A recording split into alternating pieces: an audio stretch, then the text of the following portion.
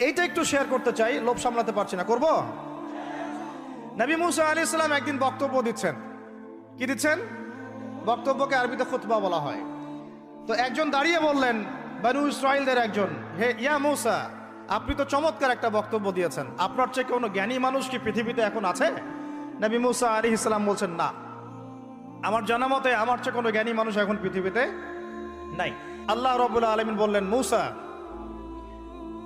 তোমার চাইতেও জ্ঞানী আমার এক বান্দা আছে। বলেন সুবহানাল্লাহ।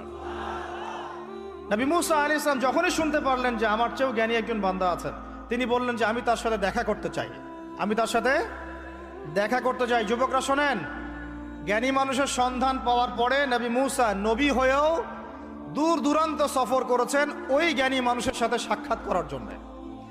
তো আপনারা রেডিমেড ইসলাম চান, আপনারা ফেসবুক শরীফে ইসলাম চান, ইউটিউব